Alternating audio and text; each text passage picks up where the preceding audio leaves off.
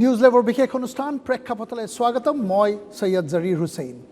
গৌৰৱ গগৈৰ পাকিস্তানী কানেকশ্যন গৌৰৱ গগৈ কিয় গৈছিল পাকিস্তানলৈ 10 দিন কিয় আছিল পাকিস্তানত কি কৰিছিল পাকিস্তানত তেওঁৰ ভিসাত কেনেধৰণে কিয় ইছলামাবাদ কৰাচীৰ ষ্টেম্প লাগিছিল তাৰ পৰৱৰ্তী সময়ত তেওঁৰ পত্নী এলিজাবেথ কোলবাৰ্নে পাকিস্তানৰ পৰা কেনেকৈ দৰমহা পাইছিল এই সমগ্ৰ বিষয় যেতিয়া কালি SITৰ প্ৰতিবেদন ফাদিল কৰিছিল মুখ্যমন্ত্ৰী ডক্টৰ হিমন্ত বিশ্ব শৰ্মায়ে অসমবাসীয়ে আগ্ৰহেৰে অপেক্ষা কৰি আছিল যে গৌৰৱ গগৈৰ প্ৰত্যুত্তৰ কি হ'ব কেনেধৰণে প্ৰতিক্ৰিয়া দিব আজি গৌৰৱ গগৈৰ এখন সাংবাদিক মেল আৰু তাত গৌৰৱ গগৈ ক'লে পাকিস্তানলৈ যোৱাটো একো ডাঙৰ কথা নহয় অপৰাধ নহয় আৰু তেওঁ ক'লে যে মই পাকিস্তানলৈ গৈছিলোঁ মোৰ পত্নী এবছৰৰ পূৰ্বে তাত চাকৰি কৰিছিল সেই চাকৰি কৰাৰ সময়ত তেওঁ কেনেকৈ আছিলে কোনখন দোকানৰ পৰা কাপোৰ কিনিছিলে কোনখন দোকানৰ পৰা বজাৰ কৰিছিল কোনখন পাৰ্কত তেওঁ খেলিবলৈ গৈছিল এই সমগ্ৰ কথাহে চাবলৈ গৈছিলোঁ আমাৰ লগত আছে ডক্টৰ হিমন্ত বিশ্ব শৰ্মা অসমৰ মুখ্যমন্ত্ৰী আপোনাক স্বাগতম জনাইছোঁ কালি আপোনাৰ এখন সাংবাদিক মেল আজি তেখেতৰ এখন গৌৰৱ গগৈ এখন সাংবাদিক মেল দিলে তেওঁ প্ৰথমতে ক'লে যে পাকিস্তানলৈ যোৱাটো অপৰাধ নহয় পাকিস্তানলৈ যিকোনো মানুহ যাব পাৰে কেপ্টেইন জিন্তু গগৈৰ ঘৰত গৈ গৌৰৱ গগৈ এইখিনি কথা ক'ব পাৰিবনে কাৰ্গিলৰ শ্বহীদসকলৰ ঘৰত গৈ এই কথাটো ক'ব পাৰিবনে যে পাকিস্তানলৈ যোৱাটো অপৰাধ নহয় অপাৰেশ্যন সিন্দুৰত মৃত্যুবৰণ কৰা সেই বিধৱা পত্নীসকলৰ ওচৰলৈ গৈ গৌৰৱ গগৈয়ে ক'ব পাৰিবনে যে মুখ্যমন্ত্ৰী এজনৰ সন্তান চৰকাৰক নজনোৱাকৈ পাকিস্তানলৈ যোৱাটো অপৰাধ হয়নে নহয় আমি সকলোৱে ৰাজনীতি কৰোঁ কিন্তু দেশ আৰু জাতি ৰাজনীতিৰ ওপৰত থাকে মই বিজেপিৰ কথা বাদ দিলোঁ কংগ্ৰেছৰ কোনজন নেতা মই বিজেপিৰ কথা দূৰত ক'লোঁ কেতিয়াবা ৰাহুল গান্ধীক পাকিস্তান যোৱা দেখিছে কেতিয়াবা প্ৰিয়ংকা গান্ধীক পাকিস্তান যোৱা দেখিছে কেতিয়াবা চিদাম্বৰমক পাকিস্তান যোৱা দেখিছে ফুৰিবৰ কাৰণে এনেধৰণৰ প্ৰত্যুত্তৰে আমাৰ জাতিটোৰ ভৱিষ্যত যে অত্যন্ত অন্ধকাৰ আৰু আমাৰ জাতিটোৰ ভৱিষ্যত মোৰ বয়স 57 ইয়াৰ্ছ গৌৰৱ গগৈ ৰাজনীতি কৰিবলৈ আৰু বহুকেইটা বছৰ আছে হয়তো মই মুখ্যমন্ত্ৰী হোৱাৰ পিছত তেওঁ কেতিয়াবা ৰাজ্যৰ দায়িত্বও পাব পাৰে যেতিয়া এনেকুৱা ব্যক্তিয়ে ক'ব পাৰে যে পাকিস্তানলৈ যোৱা অপৰাধ নহয় আমাৰ দেশখন দেশ হৈ থাকিব জানো আমাৰ জাতিটো জাতি হৈ থাকিব নেকি কেইদিনমান পিছত এনেকুৱা ৰাজনীতি কৰা মানুহে ক'ব যে কাশ্মীৰখন পাকিস্তানত দিলে অসুবিধা কি আছে গতিকে এনেকুৱা ধৰণৰ কথাত যুক্তি আৰু তৰ্ক নহয় মই এটাই কথা কম যে কেপ্টেইন জিন্তু গগৈৰ ঘৰত গৈ গৌৰৱ গগৈয়ে সুধি আহক পাকিস্তান যোৱাটো অপৰাধ হয় নে নহয় এটা প্ৰশ্ন কৰা হৈছিলে যে আপুনি কিয় গৈছিল তেতিয়া তেওঁ ক'লে যে মোৰ পত্নী আগতে তাত চাকৰি কৰিছিলে বৰ্তমান তেতিয়া তেওঁ গৈছিলে তেওঁ ভাৰতত চাকৰি কৰে কিন্তু তাতে গৈ আমি গৈছিলোঁ পৰিবাৰৰ লগত আৰু চাবলৈ চেষ্টা কৰিছিলোঁ তেওঁ ক'ত আছিলে কি খাইছিলে কোনখন দোকানলৈ গৈছিলে চাওক প্ৰথম কথা প্ৰাগ চেনেলৰ সাংবাদিক মুখ্য সম্পাদক প্ৰশান্ত ৰাজগুৰুৰ আগত তেওঁ প্ৰথম কি উত্তৰ দিছিল যে মোৰ পত্নীয়ে তাতে কাম কৰে আৰু মই পত্নীক লগ পাব গৈছিলোঁ যোৱাকালি মই তথ্য সহকাৰে প্ৰমাণ কৰি দিছিলোঁ যে যি সময়ত গৌৰৱ গগৈ আৰু তেওঁৰ পত্নী পাকিস্তানলৈ গৈছিলে সেই সময়ত গৌৰৱ গগৈৰ পত্নীয়ে ভাৰতত কাম কৰি আছিল এতিয়া যদি অসমৰ ৰাইজৰ আগত এনেকৈ কথা কয় যে মোৰ পত্নীয়ে কোনখন পাৰ্কত খেলিছিলে কেতিয়াবা আমি কওঁ যে আমি পঢ়া কলেজখন চাবলৈ যাওঁ আমি পঢ়া স্কুলখন চাবলৈ যাওঁ আমি থকা গাঁওখন চাবলৈ যাওঁ পত্নী মাত্ৰ 1 বছৰ আছিল পাকিস্তানত তাতে কি স্মৃতি থাকিব পাৰে বোলে মোৰ প্ৰথম সন্তানটো পাকিস্তানত জন্ম হৈছিল তাৰ হস্পিটালখনকে চাব গৈছোঁ তো এই উত্তৰটোকে যদি আপুনি আৰু অলপ আগত লৈ যায় যে মোৰ পত্নীৰ কাৰ লগত ভাল আছিলে মোৰ পত্নীৰ বন্ধুসকল পাকিস্তানত কোন আছিল সেইসকলক মই লগ পাব গৈছিলোঁ ইনডাইৰেক্টলি তেওঁ আজি কি ক'লে যে মই পত্নীৰ স্মৃতি ৰোমন্থন কৰিবলৈ তাত গৈছিলোঁ আৰু পত্নীৰ স্মৃতি কাৰ লগত জড়িত আলী তৌকিৰ শেখৰ লগত জড়িত ইনডাইৰেক্টলি তেওঁ আজি স্বীকাৰ কৰিলে যে মোৰ পত্নীৰ যিবিলাক কানেকশ্যনছ আছিলে এক বছৰত মোৰ পত্নীয়ে যিবিলাক কানেকশ্যন কাল্টিভেট কৰিছিলে attorney general of Pakistan the chairman of national disaster management authority Ali Tauqir Sheikh সেই সম্বন্ধবিলাক যাতে মৰি নাযায় তাক মই ৰিনিউ কৰিবৰ কাৰণে গৈছিলোঁ আৰু একজেক্টলি মোৰ এলিগেশ্যন সেইটোৱে যে তেওঁ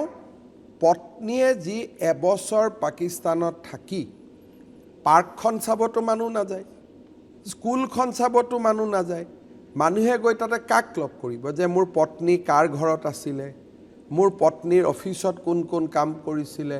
মোৰ পত্নীয়ে কি সোৰ্স কাল্টিভেট কৰিছিলে বা মোৰ পত্নীৰ যিখন সোসাইটি আছিলে তেওঁলোকক গৈ ময়ো বিয়াৰ পিছত এবাৰ লগ কৰি আহিম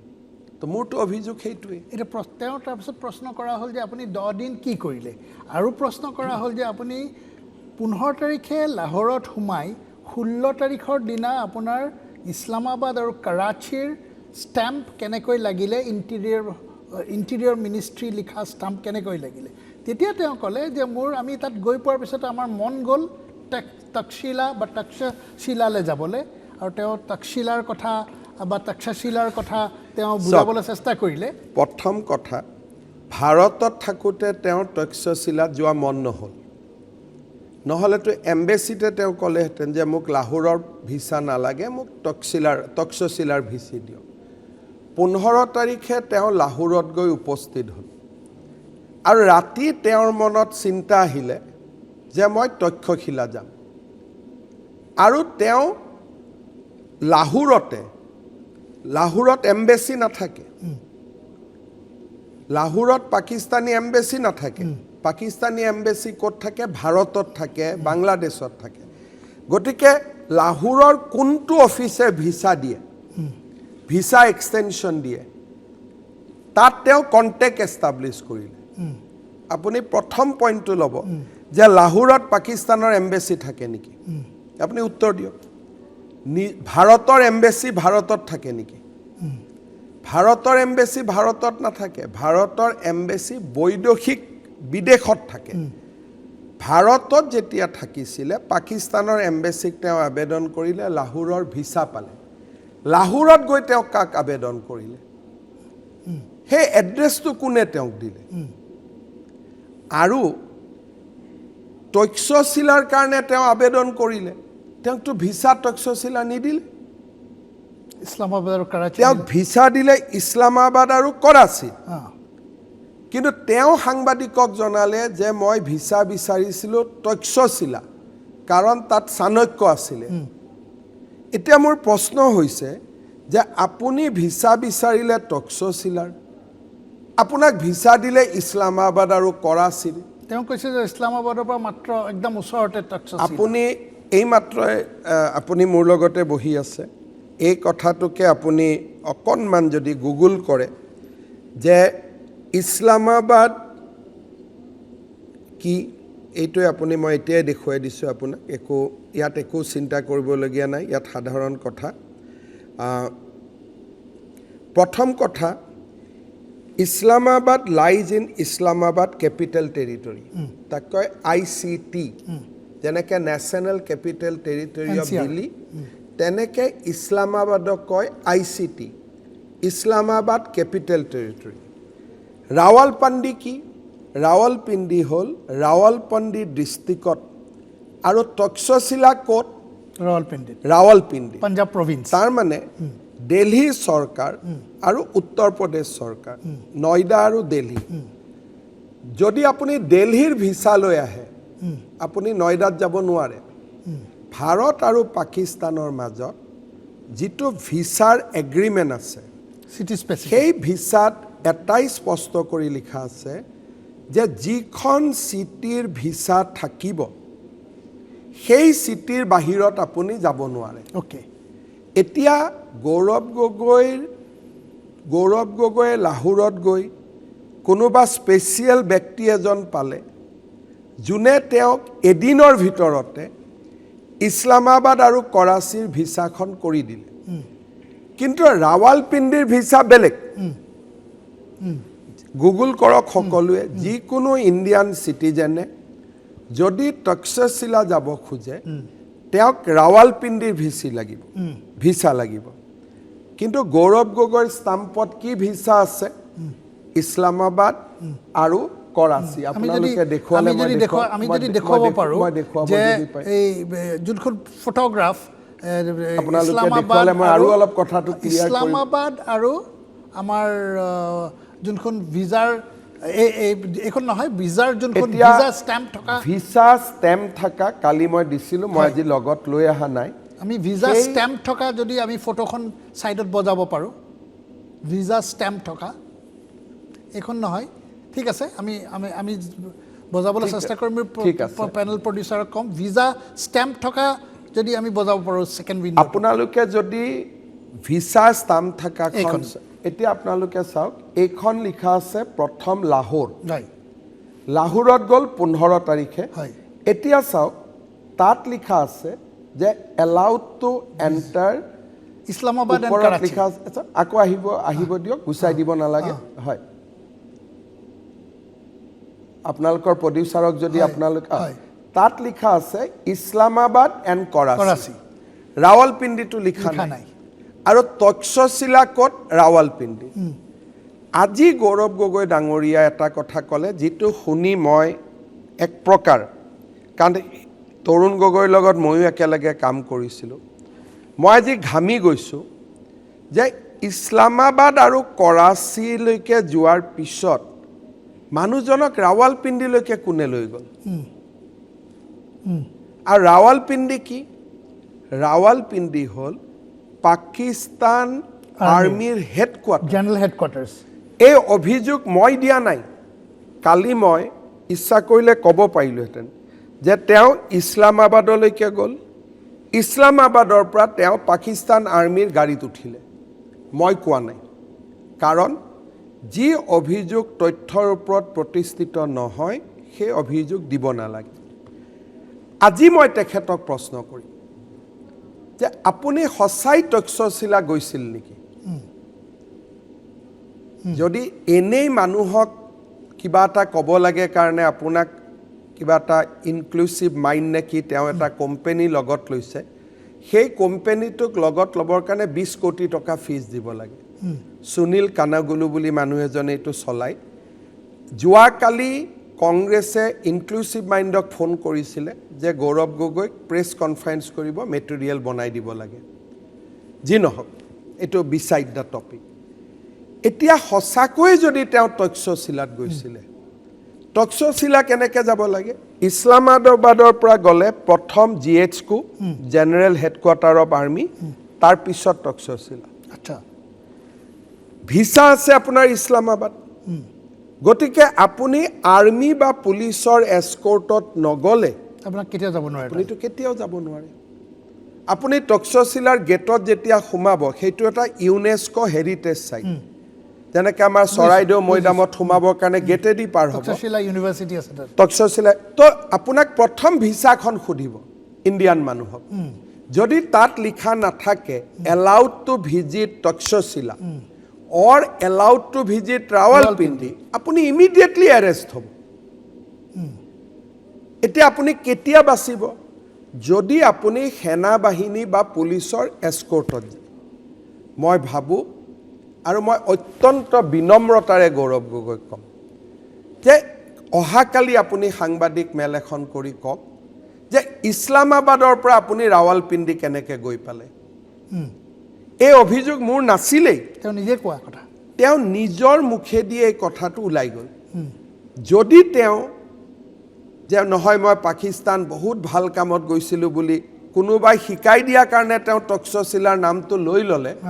মই ভাবোঁ তেওঁ এইটো নিজক কাৰেক্ট কৰি ল'ব লাগে নহ'লে যেতিয়া NIA বা CBI ইনকুৱাৰী হ'ব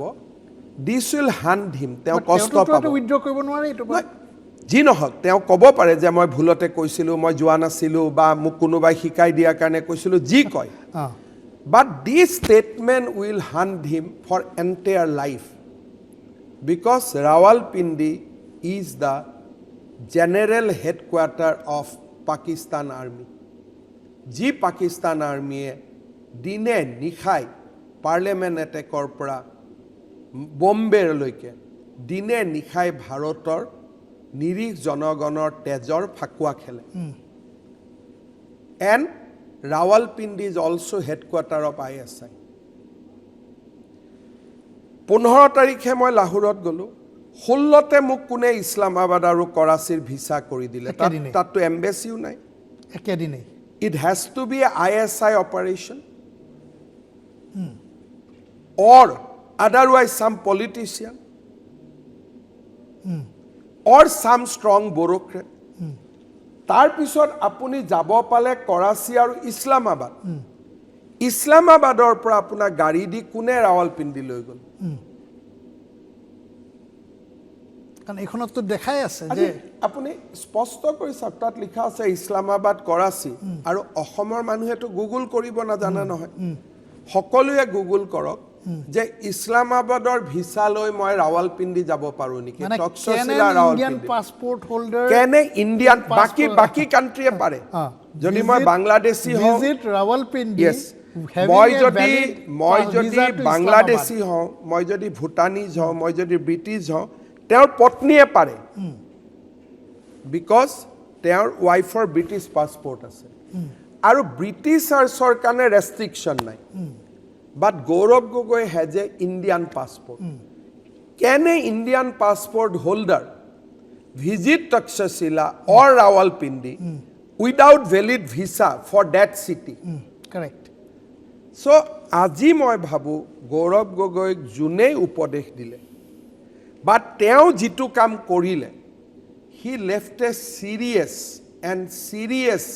evidence against him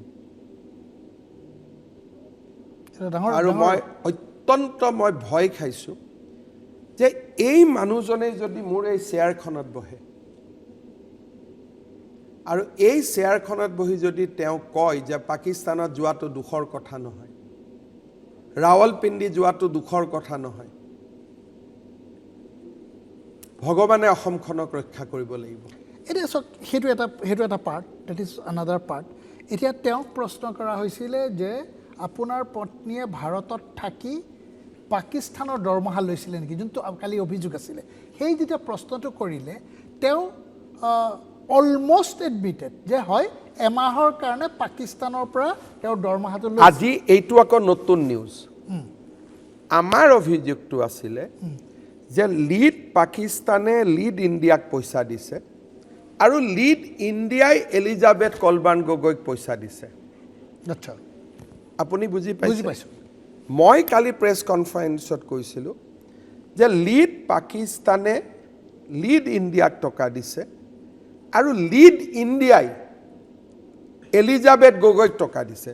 তানে মই কি কৈছিলোঁ বুজিছো যে এলিজাবেথ গগৈয়ে দৰমহাটো ইণ্ডিয়াৰ পৰা পাইছে বাট পাকিস্তান কিন্তু পাকিস্তানৰ পৰা টকাটো আহিছে আজি গৌৰৱ গগৈ স্বীকাৰ কৰিলে আৰু মই তাকো আচৰিত হলো যে অন্তত এক মাহৰ হলেও দৰমহা তেওঁ ডাইৰেক্ট পাইছিলে তাৰমানে যেটো আমাৰ এসআইটিয়ে উলিয়াব পৰা নাছিলে আমি কৈছিলোঁ যে let India act as a pass through mechanism তাৰমানে মই জাৰিৰ হুছেইনক পইচা দিব লাগে নিউজ লাইভৰ লগত মই এখন এগ্ৰিমেণ্ট কৰিম যে মই তোমালোকক এডভাৰটাইজ দিম কিন্তু এডভাৰটাইজৰ টকাটো তুমি জাৰিৰ হুছেইনকে দিব লাগিব that was the agreement between the lead Pakistan and lead India and they got 90 lakhs আৰু কিমান দিনৰ কাৰণে পাইছিলে 3-4 years okay আৰু সদায় এলিজাবেথ কলবাৰ্ণ গগৈ দৰমহাটো তেনেকৈ গৈ আছিল we have documents আপোনালোকক সেই ডকুমেন্ট যোৱা কালি আমি দিছো কিন্তু আজি গৌৰৱ গগৈ স্বীকাৰ কৰিলে যে নহয় এমাহৰ দৰমহা মইতো ডাইৰেক্ট পাইছোঁ এতিয়া মোক কওক আণ্ডাৰ ইণ্ডিয়ান ল can a person without FCRA account take even 1 rupees যদি মোৰ FCRA account নাথাকে মই বিদেশৰ পৰা 1 টকাও ল'ব নোৱাৰো it has to be accounted for তাৰ মানে তেওঁ এক মাহ কৈছে ইনকুৱাৰি কৰিলে এটা 3 মাহ ওলাব নে 4 মাহ ওলাব ইটস এ ডিফাৰেন্ট থিং কিন্তু এসআইটি এইটো অভিযোগেই কৰা নাছিল এসআইটিয়ে কৈছিল যে লিড পাকিস্তানে লিড ইণ্ডিয়াক দিয়ে লিড ইণ্ডিয়াই এলিজাবেথ কোলবাৰ্ণ গগৈক দিয়ে আজি গৌৰৱ গগৈয়ে ক'লে যে নহয় প্ৰথম মাহৰ দৰমহাটো মই ডাইৰেক্ট পাইছোঁ তাৰমানে দ্য এলিগেশ্যন বিকাম নাও মোৰ চিৰিয়াছ মোৰ মাৰ্কিয়াৰ কালি মই যিমান কৈছিলোঁ আজি ৰাৱালপিণ্ডিৰ কথা কৈ বা তক্ষশিলাৰ কথা কৈ আজি এলিজাবেথ কোলবাৰ্ণ গগৈ ডিৰেক্টলি পাকিস্তানৰ পৰা দৰমহা পাইছিল বুলি কৈ গৌৰৱ গগৈয়ে যিটো গোচৰ আছিল তাক আৰু অধিক বেয়া কৰি পেলালে মই নাজানো তেওঁ উকিলৰ লগত কথা পাতিছিলে নাই নৰ্মেলি যেতিয়া এনেকুৱা প্ৰেছ কনফাৰেন্স কৰে and criminal case is pending because this is a criminal case এই কেছটো যেতিয়া চাৰ্জশিট হ'ব এপিনজ চোৰাংচোৱা এছপিয়নাজ আৰু maintaining friendly relation with enemy country Gaurav গগৈয়ে কৈছে পাকিস্তানত গ'লে কি হয় maintaining friendly relation with the enemy country the punishment is life imprisonment jabor jibon karadand acha so teo je Islamabad aru Karachir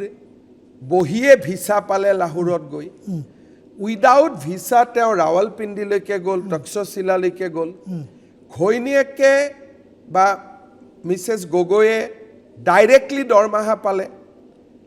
iki proof korise that the family is maintaining a friendly relationship with an enemy country.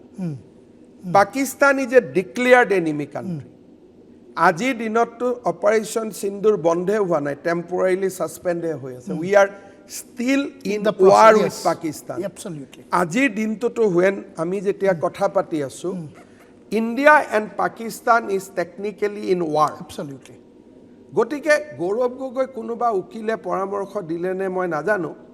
তেওঁ যদি বাচিবৰ কাৰণে সৰু লৰাৰ দৰে কথা কৈ আছিলে I will give him a benefit of doubt কিন্তু এই কথাবোৰ যদি সঁচা হয় যে মই তক্ষশিলাত গৈছিলোঁ উইদাউট ভিসা মই এদিনত বহি মই ভিসা উলিয়াইছিলোঁ য'ত মোৰ এম্বেচিয়ে নাই পাক এম্বেচিয়ে য'ত নাই আৰু মোৰ পত্নীয়ে এমাহৰ দৰমহা ডাইৰেক্ট পাইছিলে ইয়েষ্টাৰডে মই যিমান কৈছিলোঁ গৌৰৱ গগৈয়ে আজি মেটাৰটো আৰু বেছি কমপ্লিকেটেড কৰিলে and I am sorry for that he has been guided by the wrong advice তেওঁ এই ইনক্লুচিভ মাইনৰ সুনীল কানগুলাৰ এডভাইচ ল'ব নালাগিছিল he should have taken advice from Anshuman Bora or Kamal Narayan Choudhury এটা আৰু এটা প্ৰশ্ন কৰা হৈছিলে যে আপোনাৰ পত্নী বা আপোনাৰ পুত্ৰ সন্তান কন্যা সন্তান আপোনাৰ পাছপোৰ্ট সাৰেণ্ডাৰৰ কথাটো কোৱা হৈছিলে ধৰ্ম তিনিগৰাকীৰে ধৰ্ম খ্ৰীষ্টিয়ান হয় তিনিগৰাকী ব্ৰিটিছ হয় আপুনি 22 চনত পাছপোৰ্ট সাৰেণ্ডাৰ কৰিছিলে তেতিয়া তেওঁ ক'লে যে মই এই বিষয়ে নকওঁ পত্নীৰ কথা ক'লে যে তেখেতৰ স্বাধীনতা আছে কি ৰিলিজন ল'ব কি নাগৰিক ৰাখিব হেতু তেওঁ যেহেতু সোনিয়া গান্ধীৰ স্বাধীনতা আছিল নে নাই হেতু সাংবাদিকে প্ৰশ্ন কৰিলে না সাংবাদিকে প্ৰশ্ন কৰিলে নাই মই নাজানো মই প্ৰতিদিনক প্ৰশ্ন কৰিব অনুৰোধ জনাম সোনিয়া গান্ধীৰ স্বাধীনতা আছিল নে নাই লিগেল স্বাধীনতা আৰু নিজৰ স্বামীৰ প্ৰতি বা নিজৰ স্বামীৰ দেশখনৰ প্ৰতি আনুগত্য যেতিয়া ভগিনী নিবেদিতা আহিছিল she became Indian মই বহুত দূৰলৈ নাযাওঁ সোনিয়া গান্ধীয়ে ৰাজীৱ গান্ধী MP হোৱাৰ দিনাখনে সোনিয়া গান্ধীয়ে ইণ্ডিয়ান পাছপৰ্ট লয় লিগেলি এলিজাবেথ কলবাৰ্ণ গগৈৰ স্বাধীনতা আছে ব্ৰিটিছ নাগৰিক হৈ থকা খ্ৰীষ্টিয়ান হৈ থকা কিন্তু ethically and by the standard established by the Congress president এইটো মৰ্যাদা মই ৰাখা নাই এইটো মৰ্যাদা কোনে স্থাপন কৰিছে প্ৰেসিডেন্ট ৰাখি থৈ গৈছে মৰ্যাদাটো স্থাপন কৰিছে সোনিয়া গান্ধী গৌৰৱ গগৈ যিদিনাখন মই কৈছিলো যে এলিজাবেথ কলবাৰ্ণ গগৈ ব্ৰিটিছ নাগৰিক তেওঁ সিদিনাখন কি কৰিছিল মোক উপলুঙা কৰিবলৈ এলিজাবেথ কলবাৰ্ণ গগৈয়ে মুগাৰ মেখেলা চাদৰ পিন্ধা ফটো এখন ফটো পোষ্ট কৰিছিল আৰু তেওঁ এটা কবিতা লিখিছিল যে তেওঁ কিমান অসমীয়া আজিও মোৰ মনত আছে মোক কম কষ্ট দিয়া নাই এইখিনি কথা তেওঁ আগতো ক'ব পাৰিলেহেঁতেন যেতিয়া মই প্ৰথম কৈছিলোঁ যে Elizabeth Colbourn Gogoi British citizen তেওঁ ক'ব লাগিছিল হয় তেওঁ ব্ৰিটিছ চিটিজেন তেওঁ কি কৰিছিলে এলিজাবেথ কলবাৰ্ণ গগৈৰ মুগা মেখেলা চাদৰ পিন্ধা ফটো এখন ফেচবুকত দি কবিতা এটা লিখি মোক ইটিকিং কৰিছিল আজি সেই মানুহজনে কি ক'লে যে তেওঁৰ স্বাধীনতা আছে এটা মোক যিবিলাক কংগ্ৰেছৰ মানুহে ট্ৰল কৰিছিল সিদিনাখন সেই মুগাৰ মেখেলা চাদৰ লগোৱা ফটোখন লৈ পেলাই আজি তেওঁলোকে ক্ষমা খুজিবনে নাই সোনিয়া গান্ধীৰ পৰা এলিজাবেথ আৰু গৌৰৱ গগৈ শিকক মই সেইটোকে আবেদন কৰিম এটা যেতিয়া পুত্ৰ কন্যাৰ নাগৰিকত্ব কথা আহিলে ধৰ্ম কথা আহিলে আৰু যেতিয়া প্ৰশ্ন কৰা হ'ল যে কালি এখন ডকুমেণ্ট আপুনি দিছিলে 22 চনত তেওঁ ইণ্ডিয়ান গভৰ্ণমেণ্টক পাছপৰ্ট সাৰেণ্ডাৰ কৰাৰ গৌৰৱ গগৈ তেতিয়া তেওঁ ক'লে যে এই বিষয়টো জুভেনাইল জাষ্টিছ এক্টৰ মতে তেওঁ he is not liable to answer কাৰণ এইটো বোলে চাইল্ড ইন কনফ্লিক্ট উইথ ল তেওঁক আকৌ কোনোবাই ভুল কৰি ক'লে তেওঁৰ দুইগৰাকী children is not in conflict with law they are not victim POCSO আৰু জুভেনাইল জাষ্টিছ এক্টে কি কয় যে কোনোবা শিশুক যদি ধৰ্ষণ হয় কোনোবা শিশুৰ যদি মলেষ্ট্ৰেশ্যন হয় তেতিয়া সেই শিশুগৰাকীৰ নাম আৰু ফটো আপুনি পাব্লিক স্পেচত দিব নোৱাৰে juvenile justice act and POCSO ই হৈছে এখন criminal act and to protect children from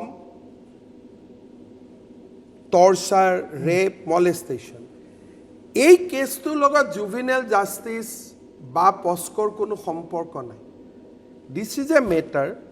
we are dealing with national security and conduct of a member of parliament. Elizabeth আৰু গৌৰৱ গগৈ পুত্ৰ সন্তান নাবালক এগৰাকী নাবালকৰ নাগৰিকত্ব দেউতাকে সলনি কৰিব পাৰে নেকি এগৰাকী নাবালকৰ ধৰ্ম দেউতাকে সলনি কৰিব পাৰে নেকি দ্বিতীয়তে গৌৰৱ গগৈ অত্যন্ত সৌভাগ্যৱান যে তেওঁ স্বৰ্গদেউ চাওলুং চুকাফাৰ বংশত জন্ম হৈছে আমাৰ ইমান সৌভাগ্য নাই তেওঁ দেউতাক কোন তৰুণ গগৈ এই ল'ৰা ছোৱালী হাল কোন হয় তৰুণ গগৈ নাতিনীয়ে ফুৰালুং আহোম যিটো ধৰ্মীয় পদ্ধতি বা হিন্দু ৰীতি নীতি তেওঁলোকৰ জন্মস্বত্ব অধিকাৰ সহজ সৰল বংশত দুইগৰাকী ল'ৰা ছোৱালী জন্ম হোৱা নাই 600 বছৰ অসমক ৰাজত্ব কৰা আহোম বংশত আৰু কাৰ নাতি তৰুণ গগৈ নাতি এই দুইগৰাকী সন্তানৰ নাগৰিকত্ব সলনি আৰু ধৰ্মৰ পৰিৱৰ্তন it is a matter of concern for Assamese people ই সহজ কথা নহয় আমি গৌৰৱ গগৈ সোধাৰ অধিকাৰ আছে 18 বছৰ পিছত ল'ৰা ছোৱালী দুজনে নিজৰ তেওঁ কৈছে যে 18 বছৰৰ পিছত তেওঁলোকে স্বাধীনতা থাকিব কি ল'ব কিন্তু 18 বছৰ পিছত তেওঁলোকৰ স্বাধীনতা থাকিব কি ল'ব অঁ আজি তুমি পৰিৱৰ্তন কৰিব নোৱাৰা অঁ এতিয়াতো 22 চনত তেওঁতো নোৱাৰে তেওঁতো 22 চনত তেওঁতো এইটো অধিকাৰ নাই তেওঁৰ কথাটোকে মই কৈছোঁ হি ইজ ৰাইট তেওঁলোকে কি ধৰ্ম ল'ব কি নাগৰিকত্ব ল'ব সেইটো দুইজন ল'ৰা ছোৱালীৰ অধিকাৰ আৰু 18 বছৰ হৈ গ'লে যদি দুইজন ল'ৰা ছোৱালীয়ে খ্ৰীষ্টিয়ান হয় দুইজন ল'ৰা ছোৱালীয়ে ব্ৰিটিছ হয় আপুনি মই একো ক'ব নোৱাৰো কাৰেক্ট কিন্তু 18 বছৰ আগতে দেউতাকে কি বুজাই পাছপৰ্টখন সলনি কৰি দিলে ব্ৰিটিছলৈ কনভাৰ্ট কৰালে আৰু ব্ৰিটিছলৈ কনভাৰ্ট কৰালে আৰু আজিৰ কথাৰ পৰা মোৰ ধাৰণা হৈছে তাৰমানে ধৰ্ম পৰিৱৰ্তনটো সত্য যোৱাকালিলৈকে আমি জানিছিলোঁ যে ছোৱালীজনীৰ ধৰ্ম পৰিৱৰ্তন হৈছে ল'ৰাজনৰ হোৱা নাই ব্লেংক ৰাখিছে কিন্তু আজি গৌৰৱ গগৈৰ কথাৰ পৰা মই গম পালোঁ যে ল'ৰা ছোৱালী হালৰো ধৰ্মৰ পৰিৱৰ্তন হৈছে দুইজনে খ্ৰীষ্টিয়ান আজিৰ দিনত দুইজনে খ্ৰীষ্টিয়ান আজি সাংবাদিক মেলৰ পৰা মই যিটো ধাৰণা পালোঁ আৰু এই কথাটো it is A legal debate it is A ethical debate correct এতিয়া মই আকৌ কওঁ কংগ্ৰেছৰ যিবিলাক নেতা আজি তাৰ সোঁৱে বাৱে বহিছে ৰাহুল গান্ধী প্ৰিয়ংকা গান্ধীয়ে ইটালীৰ নাগৰিকত্ব লৈছে নেকি আজি তেওঁলোকে গৌৰৱ গগৈক প্ৰটেক্ট কৰি ৰাহুল আৰু প্ৰিয়ংকাক অপমান কৰা নাই জানো এই প্ৰদ্যুৎ বৰদলৈ ৰকিবুল হুছেইনে ইনডাইৰেক্টলি ৰাহুল আৰু প্ৰিয়ংকাৰ সিদ্ধান্তটো ভুল বুলি কোৱা নাই জানো সোনিয়া গান্ধীক ভুল বুলি কোৱা নাই জানো মানুহ ইমান তলত যাব নালাগে উল্টা আপোনাক প্ৰশ্ন কৰিছে যে আপোনাৰ ভাগিন মই নাজানো আপোনাৰ ভাগিন মোৰ তেজৰ হয় নে নহয় মোৰ তেজৰ সম্বন্ধ মোৰ দাদাৰ লগত আছে মোৰ দাদা ভাৰতীয় নাগৰিক দাদা এতিয়া 65 বছৰ 60 বছৰৰ ওচৰ হ'ব 30 বছৰ আগতেই তেওঁলোক গুচি গৈছিলে কিন্তু মই মোৰ দাদাক লৈ গৌৰৱ কৰোঁ যে দাদা আজিও ইণ্ডিয়ান পাছপৰ্ট হোল্ডাৰ আৰু দাদাই আজিলৈকে নিজৰ পাছপৰ্ট ভাৰতীয় পাছপৰ্টখন সলনি কৰা নাই দাদা লগত মোৰ তেজ আছে আৰু মোৰ দাদাক লৈ মই গৌৰৱ কৰোঁ যে ব্ৰিটিছত ইমান দিন থকাৰ পিছতো তেওঁ ভাৰতীয় পাছপৰ্ট পৰিৱৰ্তন কৰা নাই ওকে ল'ৰা ছোৱালী ব্ৰিটেইনতে জন্ম হৈছে তেওঁলোকৰ দেশেই ব্ৰিটিছ তেওঁলোকৰ বাই বাৰ্থ দে আৰ ব্ৰিটিছাৰ্ছ তেওঁলোক এটা সম্পূৰ্ণ বেলেগ ষ্ট্ৰীম আৰু ল'ৰা ছোৱালীৰ ওপৰত মোৰ অধিকাৰ নাই কি আছে কি নাই ময়ো নাজানো দাদাক সুধিলে গম পাম কিন্তু মোৰ দাদাৰ ওপৰত মোৰ অধিকাৰ আছে আৰু মোৰ দাদা ভাৰতীয় নাগৰিক আৰু এটা প্ৰশ্ন কৈছে যে বাংলাদেশলৈ যেতিয়া পাকিস্তানৰ কথা আহিলে কৈছে মইতো এবাৰহে গৈছোঁ ডক্টৰ হিমন্ত বিশ্ব শৰ্মা 10 বাৰ গৈছে মই বাংলাদেশলৈকে 4 বাৰ গৈছোঁ এবাৰ সৰ্বানন্দ সোণোৱাল ডাঙৰীয়াই পঠাইছিলে 3 বাৰ মই নিজে গৈছোঁ আৰু বাংলাদেশ যিটো সময়ত মই বাংলাদেশত গৈছিলোঁ সেইটো সময়ত বাংলাদেশ আছিল ভাৰতৰ আটাইতকৈ মৈত্ৰী ৰাষ্ট্ৰ আপুনি যদি চাই যে 2011-12ত ইণ্ডিয়াৰ মুছলমান ৰাষ্ট্ৰত যোৱাটো অপৰাধ নহয় তেওঁ ইনডাইৰেক্টলি মুছলমানক অপমান কৰি আছে গৌৰৱ গগৈ যে তেওঁতো এখন মুছলিম ৰাষ্ট্ৰত গৈছে তেওঁ সেইটোকেতো কৈ আছে মুছলিম ৰাষ্ট্ৰত যোৱাটো অপৰাধ নহয় বাংলাদেশত আজি যদি মই যাওঁ তেতিয়াহ'লে বেলেগ ইট ইজ এ কুৱেশ্যনেবল কিয় এতিয়া বাংলাদেশৰ লগত আমাৰ সম্পৰ্কটো বেয়া হৈ আছে এবছৰ আগতে মই ভূটানত গৈছোঁ ভূটান আৰু ভাৰতৰ সম্পৰ্ক আটাইতকৈ ভাল অহাকালি যদি বেয়া হয় ডেট কেনট গোজ এগেইনষ্ট মি বাট পাকিস্তানৰ লগত আমাৰ সম্পৰ্ক স্বাধীনতাৰ দোকমোকালিৰ পৰাই বেয়া ঠিক ঠিক কোনো দিনে ভাল নাছিল যদি গৌৰৱ গগৈ ক'লেহেঁতেন যে যেতিয়া মই পাকিস্তানত গৈছিলোঁ India Pakistan was a best of is relation কথাটো বেলেগ আছে আৰু মই যেতিয়া বাংলাদেশত গৈছিলোঁ তেতিয়া মই MLAও মাজত নাছিলোঁ কিন্তু প্ৰত্যেকটো যাত্ৰা মই পোষ্ট কৰিছিলোঁ ফেচবুকত মই লুকুৱা নাই আৰু তাত লুকাবলগীয়া কি আছে বাংলাদেশলৈকে ভাৰতৰ মানুহ গৈয়ে থাকিছিল তেতিয়া বাংলাদেশৰ মানুহ ভাৰতত আহিয়ে আছিল আৰু মোক সৰ্বানন্দ সোণোৱাল ডাঙৰীয়াই পঠাইছিল যে ইনভেষ্টমেণ্ট আনিব লাগে বাংলাদেশৰ পৰা মই ভাৰত চৰকাৰৰ অনুমতি লৈ গৈছিলোঁ উইদাউট পাৰ্মিশ্যন মই ক'তো যোৱা নাই আৰু লগত কোন গৈছিল পৰিমল শুক্লবৈদ্য উই ৱেণ্ট এজ এ ডেলিগেশ্যন আৰু যেতিয়া মই অকলেও গৈছিলোঁ তেতিয়া মই বন্ধু বান্ধৱক লৈ গৈছিলোঁ মই লুকাই চুৰকৈ যোৱা নাই এতিয়া ধৰক এতিয়া প্ৰশ্ন আহিলে এটাটো লিগেল বস্তু যে যিহেতু এইটো MHL যাবগৈ তাৰপিছত তাত এটা এপ্ৰপ্ৰিয়েট এজেঞ্চিয়ে এইটো ইনভেষ্টিগেট কৰিব নকৰিব এইটো মিনিষ্ট্ৰী অফ হোম এফেয়াৰ্ছৰ কৰ্তৃত্ব আনটো হ'লগৈ আপুনি কোৱা নিচিনাকৈ এথিকেল ইছ্যু বা পাব্লিক ইণ্টাৰেষ্ট এতিয়া চবেই কৈ আছে আপুনিও কৈছে আজি অখিল গগৈ পৰ্যন্ত কৈছে যে মই গৌৰৱ গগৈক এটা কথা পৰামৰ্শ দিলোহেঁতেন ল'ৰা ছোৱালীকেইটা কিন্তু অখিল গগৈয়ে যিটো কৈছে গৌৰৱ গগৈৰ প্ৰতি মোৰ কোনো শত্ৰুতা নাই কিন্তু এনেকে দুজন অসমীয়া বেটা বেটিক শিশুক ৰাতিৰ ভিতৰতে ব্ৰিটিছ কৰি দিব কি আমাৰ অসমীয়াৰ একো নাই নেকি তাৰমানে আমি ইমান নিশকতীয়া এখন ৰাজ্য যে তৰুণ গগৈ নাতিনীয়েক দুটাকো আমি অসমীয়া কৰি ৰাখিব নোৱাৰোঁ ভাৰতীয় কৰি ৰাখিব নোৱাৰোঁ আমাৰ একোৱে নাই আমাৰ স্কুল নাই কলেজ নাই ৰাস্তা নাই সংস্কৃতি নাই কালচাৰ নাই হেৰিটেজ নাই আমাৰ একো নাই so' we are a second great state আৰু ব্ৰিটিছ বহুত ডাঙৰ ষ্টেট গতিকে থাকা পাছপৰ্টখনো বদলাই দিলে এই জাতিটোৰ প্ৰতি এটা অপমান নহয় জানো এই কংগ্ৰেছৰ মানুহবিলাকে কেনেকৈ সহ্য কৰি আছে মইতো ভাবিব নোৱাৰোঁ এতিয়া আজি ধৰক আপুনি কোৱা নিচিনাকৈ আমিও দেখিছোঁ যে হুৱে বাৱে দুগৰাকীকৈ সাংসদ বহিছে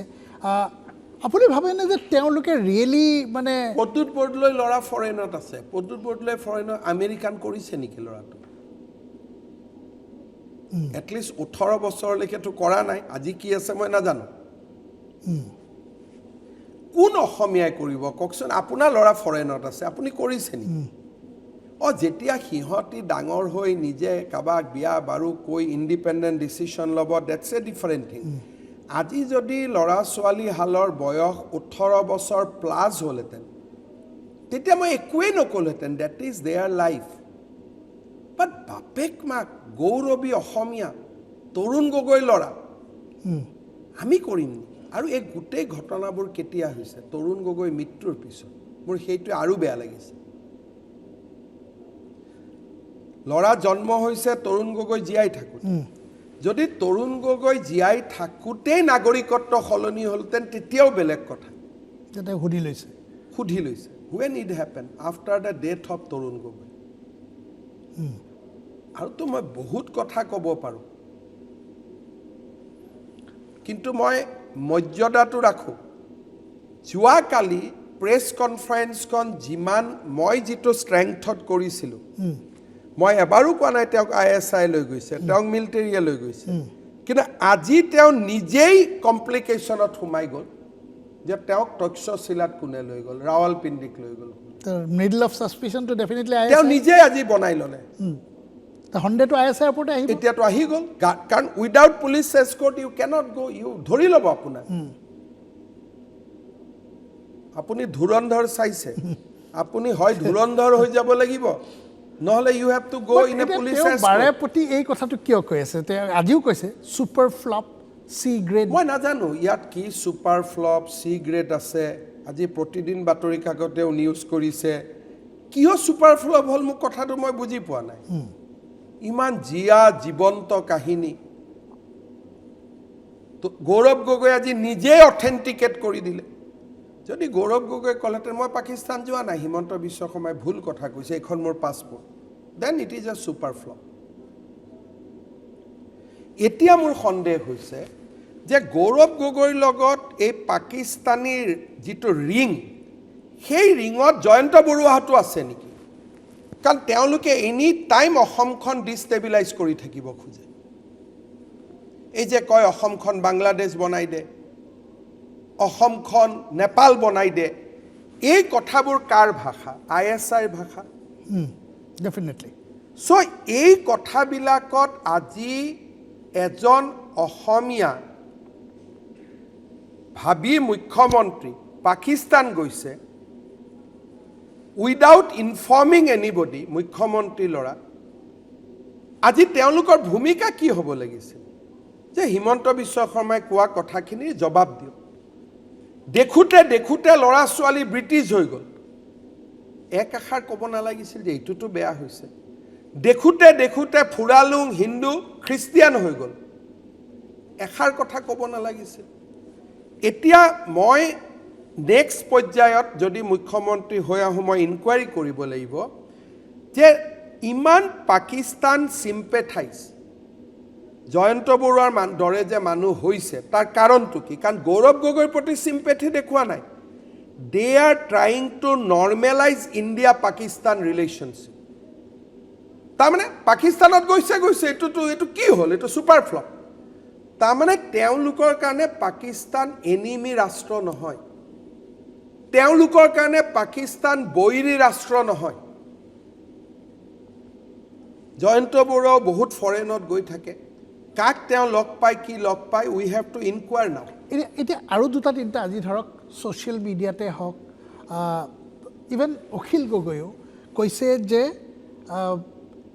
ঘৰৰ 3জন মানুহ 4জন মানুহ 3জন বিদেশী। তাৰপিছত কৈছে যে তেওঁ কংগ্ৰেছৰ মই আপোনাক বহুত চিম্পল কৰি দিওঁ। মোৰতো চিম্পেথি গৌৰৱ গগৈৰ লগত আছে। মই ভাবোঁ it is a matter of pure trapping. আমি যাব লাগিব। এওঁলোক ক'ত চিনাকি হৈছিল? যেতিয়া গৌৰৱ গগৈ পেলেষ্টাইনত আছিল। আৰু ডেফটত যাব। এলিজাবেথ কলবাৰ্ণ গগৈ আৰু গৌৰৱ গগৈৰ চিনা জানা ক'ত আছিলে? দুইজনে পেলেষ্টাইনত আছিলে। আচ্ছা। তাৰপিছত এই মহিলাগৰাকী ক'ত কাম কৰিলে? চৰেশ্বৰ, তাতে টম উডালি। তাৰপিছত আহিলে পাকিস্তান। কোন ষ্টেজত গৌৰৱ গগৈক লগ পালে? আৰু কেনেকৈ গৌৰৱ গগৈৰ দৰে ব্যক্তিত্বসুলভ মানুহ, যোনে প্ৰধানমন্ত্ৰী নৰেন্দ্ৰ মোদীক গালি পাৰিব পাৰে, সেই মানুহজনক কেনেকৈ ব্লেকমেইল কৰি পেলালে যে ল'ৰা ছোৱালী চব মোৰ হ'ব লাগিব, ব্ৰিটিছ চিটিজেন মই কৰিমেই, আৰু সেইটোও নহয় ল'ৰা ছোৱালীক মই খ্ৰীষ্টিয়ানো কৰিম। ইমান দমদাৰ মহিলা কেতিয়া হ'ব পাৰে? If you are subject to blackmailing. আৰু নহ'লে মহিলাগৰাকীৰ ভাৱমূৰ্তি বা ব্যক্তিত্ব ইমানেই উচ্চ হ'ব লাগিব যে তাৰ সন্মুখত গৌৰৱ গগৈৰ ব্যক্তিত্ব একোৱেই নাই। এনেকুৱা ব্যক্তি এজন অসমৰ মুখ্যমন্ত্ৰী হ'ব নেকি? আজি ঘৰখনৰ ডাইনিং টেবুলত বহি তেওঁ ভাৰতৰ কথা কেনেকৈ পাতিব? আপুনি ভাবেনে অসমৰ সৰ্বসাধাৰণ ৰাইজেও তেনেকৈ ভাবিব? মই বৰ্ডাৰ নহয় কোনে কি ভাবিব নাভাবিব। মইতো চিন্তিত অসমৰ ভৱিষ্যতক লৈ, যে আমি কি এনেকৈ অসমীয়াই পাকিস্তানকো এতিয়া বন্ধু দেশ বুলি ভাবিম নেকি? তাৰমানে কাৰ্গিলত জিন্তু গগৈ এনেই প্ৰাণ আহুতি দিলে, পেহেলগামত এনেই মৰিলে মানুহবিলাক, কাশ্মীৰত মানুহবিলাক এনেই মৰিলে। আজি গৌৰৱ গগৈ কি ক'লে যে পাকিস্তানত গ'লে কি হ'ল? তাৰপিছত তেওঁ পাৰ্লিয়ামেণ্টত প্ৰশ্ন সুধিলে নিউক্লিয়াৰ ছিক্ৰেটত, ক'লে মই সুধিমেই। অসমৰ পৰা হৈ মই কি সুধিব নোৱাৰিম নেকি? অসমৰ পৰা হৈ আপুনি নিউক্লিয়াৰ ছিক্ৰেটৰ কথা সুধিব? Unless you have to give those answer to somebody, আপুনি কিয় সুধিব মোক কওকচোন? আৰু এটা প্ৰশ্ন কৰিছিলে যে যোনটো এছপিয়নাজৰ আপুনি যোনটো অভিযোগ আহিছিলে যে তেওঁ ভাৰতৰ চোৰাংচোৱাৰ তথ্য যুগুতাইছিল পাকিস্তানলৈ, সেই প্ৰশ্নটো সুধোতে তেওঁ ক'লে যে তেওঁৰ পত্নী যিহেতু এটা ক্লাইমেট চেঞ্জৰ গ্ৰুপৰ লগত কাম কৰে, চ' প্ৰফেশ্যনেল ৰিকুৱাৰমেণ্টছ আছে যে ভাৰতত কি চলি আছে তাৰ কিছুমান ইনফৰমেশ্যন গোটাই ইমেইল, আৰু তেওঁ কৈছে যে এইবিলাক মিডিয়াত ওলোৱা বা তেওঁ এনালাইচিছ কৰি পেলাই দিয়া তথ্য। এতিয়াতো তেওঁ নিজৰ পত্নীকো বিপদত পেলালে। তাৰমানে তেওঁ এডমিট কৰিলে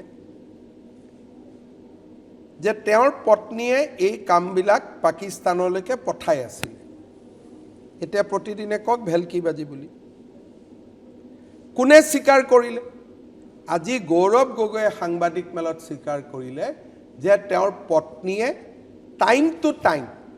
ইনফৰমেশ্যন পাকিস্তানক পঠাই থকাটো সত্য এনালাইসিস বুলি কৈছে আৰু এনালাইসিস মানে কক inputs ইনফৰমেশ্যন আৰু, কক ইনপুট inputs। পঠাই থকাটো সত্য আপুনি যদি পাকিস্তানক এনালাইসিস পঠাই থাকে পুলিচে আপোনাক এৰেষ্ট কৰিব নাই অফ কোৰ্স কৰিব আজি যদি আপোনাৰ মেইলত এনেকুৱা এনালাইসিস এটা মই দেখো অবভিয়াসলি ৰাতি আপোনাক এৰেষ্ট আপুনি এৰেষ্ট হ'ব নে নাই 100% তেজপুৰত মানুহজনক কিয় এৰেষ্ট হ'ল কেইদিনমান আগতে যে তেজপুৰৰ ৰিটায়াৰ্ড আৰ্মিজন এৰেষ্ট হ'ল তেওঁ কিয় এৰেষ্ট হ'ল তেওঁ এনেকুৱা কথা পাকিস্তানকে পঠাইছিলে তাৰ মানে ভাৰতত থাকি পাকিস্তানক খবৰ দিয়াটো আন এটা নাম চোৰাংচোৱাগিৰি কৰি থকাটো হয় নে নহয় আপুনি ইংৰাজীত শব্দটো বেলেগ বেলেগকে কওক professional requirement, intellectual input, research sharing, data sharing. Correct. These are big English names. Absolutely. কিন্তু ঘৰুৱা ভাষাত যদি ক'ব যায় ভাই তুমি চোৰাংচোৱাগিৰি কৰি আছিলা sitting in a MP's house. আজি মহুৱা মৈত্ৰই যে যোৱাবাৰ পাৰ্লিয়ামেণ্টৰ পৰা ডিছমিছ হৈছিলে কথাটো কি আছিল যে এনেকুৱা কথাই তেওঁ আন এজন মানুহক দিছিলে ইণ্ডিয়ান মানুহকে দিয়াটো এইটো অপৰাধ যে ভাৰতৰ চেণ্ট্ৰেল গভৰ্ণমেণ্টক অভাৰটেক কৰি আমি ষ্টেটত সোমাব লাগে ষ্টেটক অভাৰটেক কৰি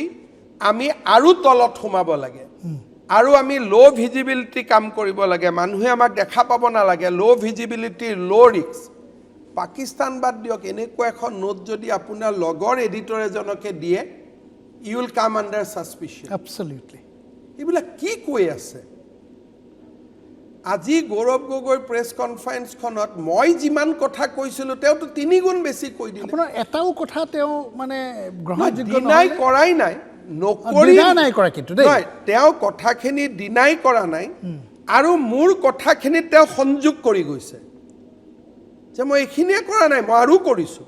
মই অকল ইছলামাবাদ কৰাচিয়ে যোৱা নাই মই ৰাৱালপিণ্ডি গৈছোঁ মোৰ পত্নীয়ে পঠোৱাটো হয় এক মাহৰ দৰমহা আৰু মোৰ ল'ৰা ছোৱালী ধৰ্ম কি মই নকওঁ হিন্দু হ'লেতো বা ফুৰালুং হ'লেতো ডাইৰেক্ট ক'লেহেঁতেন যে আমি হিন্দু ৰীতিত নাই কিন্তু আমি ফুৰালুঙত আছোঁ বা আমি ফুৰালুং বা হিন্দু দুইটাতে আছোঁ তেওঁ নহয় কাৰণেহে আজি নক'লে আৰু ইয়াত কি জুভিনাইল জাষ্টিছ আছে আমি ল পাছ কৰা নাই আপোনাৰ শিশুটোৰ ধৰ্ম আমি স্কুলৰ ফৰ্ম ফিল আপ কৰোঁতে লিখি দিয়ে নে নাই আপোনাৰ ল'ৰাটোৰ ফটোখন স্কুলৰ ফৰ্ম ফিল আপ কৰোঁতে লগাই দিয়ে নে নাই ইয়াত কি জুভিনাইল জাষ্টিছ আছে মোক কওক তাৰমানে তেওঁ এইটো বুজাইছে ক্লাছিফাইড ইনফৰমেশ্যন তেওঁ এইটো বুজাইছে যে মোৰ ল'ৰাৰ এডমিশ্যন হ'লে মই ফটোখন নিদিওঁ ক্লাছিফাইড এইটো ইনফৰমেশ্যন জুভিনাইল জাষ্টিছ হৈ যাব তেওঁ এইটো বুজাইছে যে মোৰ ল'ৰাৰ এডমিশ্যন হ'লে মই তাৰ ধৰ্মটো নিলিখোঁ আপোনাৰ ল'ৰা ছোৱালীক আপুনি সৰুতে দিছিলে নাই দিছো ধৰ্মটো লিখি দিছে নে দিছো ইয়াত কি জুভিনাইল জাষ্টিছ আছে মোক কওকচোন কেতিয়া ল'ৰা ছোৱালীৰ নাম ল'ব নালাগে তেওঁক মই নাজানো কোনে তেওঁক গাইড কৰিছে সুনীল কানগুলে নে কোনে আৰু এটা সাংঘাতিক কাম কৰি আছে মই আপোনাক ক'ম আজি গুৱাহাটী পুলিচে এটা কেছ ৰেজিষ্টাৰ কৰিছে মই আপোনাক ক'ম তাৰ ওপৰত সুনীল কানগুলে অদ্ৰিতা দাস এইবিলাকে তেওঁক এডভাইচ কৰি এখন প্ৰেছ কনফাৰেন্স কৰিলে নে উকিলে কৰিলে মই নাজানো তেওঁ এনেকৈ এইবিলাক কথা কৈ গ'ল যে he has virtually admitted that I have maintained a friendly relation with an enemy country. কাৰণ ৰাৱালপিণ্ডিলে যোৱাটো ৰাৱালপিণ্ডি তক্ষশিলা যোৱাটো না উইদাউট ভিছা কাৰণ ডেট ইজ এ ফৰ্টে আপুনি টুইট কৰিলে দেখা পায় তাত একদম তাত নিউক্লিয়াৰ চব আছে গতিকে ৰাৱালপিণ্ডি জিলাখন পাকিস্তান একদম ঘেৰি ৰাখে তাতে ভিছা নোহোৱাকৈ সোমাবৰ কাৰণে আপুনি পুলিচ বা আৰ্মিৰ গাড়ীত বহিবই লাগিব যদি তেওঁ সঁচাকৈ তক্ষশিলা চাব গৈছে আৰু তেওঁক যদি কোনোবাই এনেই বুজাই দিছিলে যে এইটো কথা ক'লে অলপ চাণক্য ক'লে মানুহে অলপ বুজিব যিজন মানুহৰ ল'ৰা ছোৱালী হিন্দু ধৰ্মৰ প্ৰতি কোনো লিংকে নাই তেওঁৰ চাণক্যৰ কথা কেনেকৈ মনত আহিলে মোক কওকচোন ইলেকশ্যনৰ আগতে যোৱা পাকিস্তানৰ এলিগেশ্যনটো ওলোৱাৰ আগতে গৌৰৱ গগৈক আপোনালোকে কোনোবা মন্দিৰত দেখিছিল নেকি মনত পেলাওক গৌৰৱ গগৈয়ে মন্দিৰ কেতিয়া যোৱা আৰম্ভ কৰিলে যেতিয়া মই পাকিস্তানৰ ৰিলেশ্যনৰ কথা ক'লোঁ তাৰ আগত গৌৰৱ গগৈ কেতিয়াবা মন্দিৰত গৈছিলে এইকেইদিনটো দেখিছোঁ মই কিন্তু এইকেইদিন তাৰ আগৰ সুধিছোঁ তেওঁতো MP 10 বছৰ যোৱা 10 বছৰত তেওঁ কামাখ্যাত কেতিয়া গৈছিলে মোক কওক তেওঁ বৰদোৱা সত্ৰৰ উন্নয়নৰ কাৰণে কিবা কৰা কেতিয়াবা দেখা পাইছিলে কলিয়াবৰৰ সাংসদ থাকোঁতে তেওঁৰ সেইটো MP চিট আছিল তেওঁ MP ফাণ্ডবিলাক কাক দিছিলে লিষ্টখন ল'ব মই বহুত ব্যক্তিগত হয় কাৰণে ক'ব নোখোজোঁ কলিয়াবৰৰ সাংসদ থাকোঁতে কেনেকুৱা এটা ধৰ্মৰ অনুষ্ঠানবিলাককে দিছিলে আপোনালোকে খবৰ কৰিব মুঠতে অসমখন চেছ কৰি পেলাব আৰু আমাৰো এছাম মানুহ থাকে হে এইটোতো ফ্লপ শ্ব' হ'ল অমুক হ'ল যেতিয়া পাকিস্তানক নৰ্মেলাইজ কৰি দিব পাৰে তাৰ পিছত আৰু জাতিটো ক'ত জীয়াই থাকিব এইটো জাতিৰ কি ভৱিষ্যত থাকিব যদি পাকিস্তানৰ নাম ক'লে আপোনাৰ গাত তেজ গৰম নহয় জাতিটো জীয়াই থাকিব মইতো এইবিলাকে কৈ আছোঁ যে কংগ্ৰেছে এটা সময় আহিব মানুহক বুজাব বাংলাদেশ আমাৰ বন্ধু ৰাষ্ট্ৰ বাংলাদেশী মিয়া আহিব দিয়ক না কি হ'ল কামেইটো কৰিব পাকিস্তান আমাৰে বন্ধু ৰাষ্ট্ৰ কাশ্মীৰখন দি দিয়কচোন কাজিয়া পেচাল মৰি যাব কেইদিনমান আগতে পেপাৰত আৰ্টিকল ওলাইছিলে যে ডক্টৰ মনমোহন সিঙে চিয়াচেনখন দি দিব খুজিছিল বুলি it is A very dangerous game আৰু আজি গৌৰৱ গগৈয়ে যিখিনি কথা ক'লে সেইখিনিয়ে মোৰ মনটো আৰু বেছি গধুৰ কৰি পেলালে কাৰণ গৌৰৱ গগৈ MP হৈয়ে থাকিব এইবাৰ তেওঁ যোৰহাটৰ পৰা আহি নগাঁৱত ইলেকশ্যন খেলিব তাততো MP জিকিয়ে থাকিব আৰু যেতিয়া পাকিস্তানৰ এছেট এটা মই আজি এছেট বুলি কৈছিলোঁ কালি কোৱা নাই কাৰণ ৰাৱলপিণ্ডিটো পাকিস্তানৰ এছেট নহ'লে আপুনি যাব নোৱাৰে যে পাকিস্তানৰ এছেট এজন সদায় সংসদ হৈ থাকিব আনলেছ ৰাৱলপিণ্ডি কেনেকৈ গ'ল